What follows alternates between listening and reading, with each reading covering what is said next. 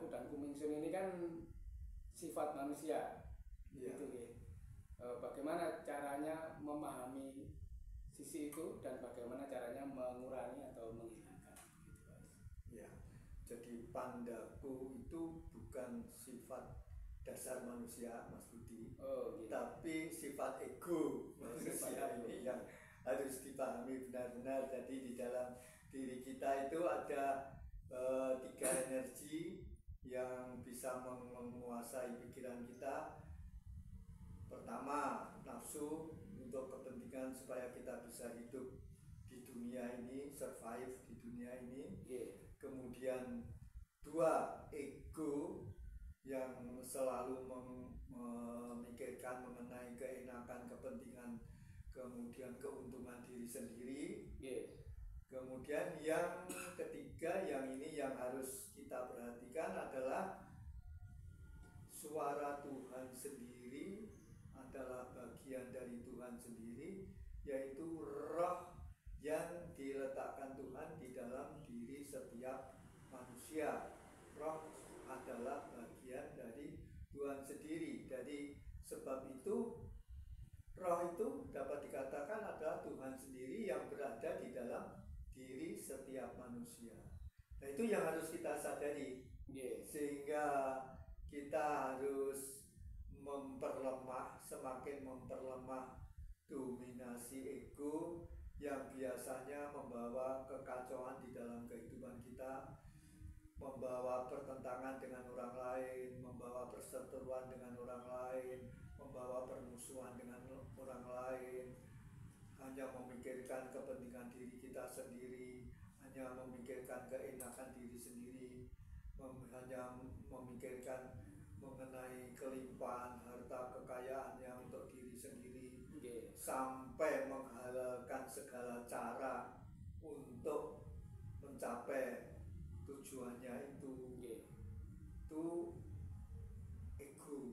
Ya, ini yang harus kita perlemah.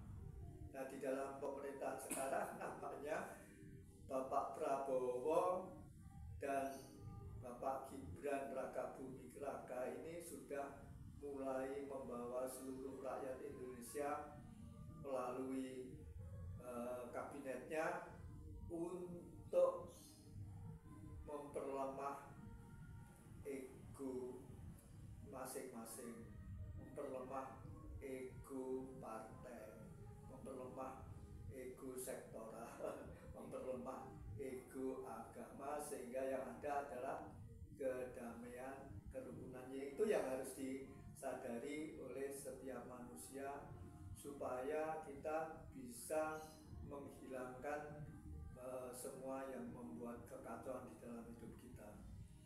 Kemudian berkaitan dengan sesangguman nomor 2, yaitu rasa Pandaku. Ini juga sifat ego, ini bukan sifat manusia, tapi ini sifat ego. Ego cantik, merasa dirinya cantik, tidak menyadari bahwa kecantikan itu diberikan oleh Tuhan. Contohnya, apakah dia lahir itu minta cantik? Ada. Kemudian yang jelek kan lahir juga tidak, sebelum lahir tidak minta jelek. Kemudian yang normal pada waktu lahir, sebelum lahir tidak minta normal. Kemudian yang disabilitas itu sebelum lahir kan juga tidak minta untuk lahir sebagai orang yang disabilitas. Artinya tidak bisa memilih kelahiran, tidak bisa memilih. Yang pandai, jenius, cerdas kan sebelumnya juga tidak minta pada Tuhan. Yang lemah, imbesil, kemudian lambat berpikir dan sebagainya kan sebelumnya juga tidak minta pada Tuhan. Itu menunjukkan bahwa semua yang ada di dalam diri kita, kepribadian kita, raga kita yang indah, cantik, kemudian tampan, kemudian kita yang cerdas, pandai, kemudian terampil bekerja, terampil berkebudayaan dan sebagainya, itu semuanya itu adalah anugerah Tuhan. Itu yang harus disadari. Sedangkan raga ini kan juga bukan kita yang membuat, bukan kita yang membeli pada di toko. Kan tahu-tahu sudah diberi yang demikian, kita tidak bisa memilih, gitu.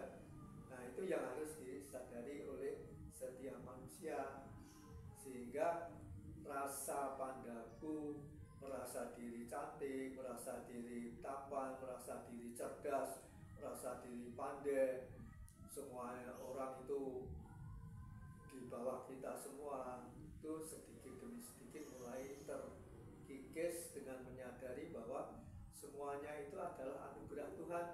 Jadi kita itu sebetulnya ya wujud dari kuasa Tuhan itu sendiri. Sebetulnya kita itu tidak ada.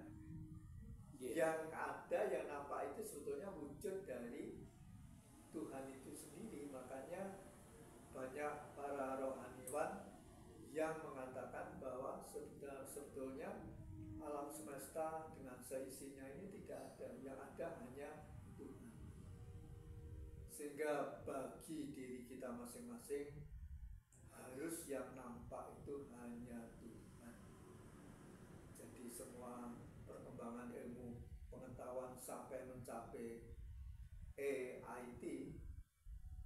AI ya, itu juga kehendak Tuhan supaya manusia itu secara lahiriah juga maju, karena manusia adalah ciptaan yang tertinggi, masterpiece dari ciptaan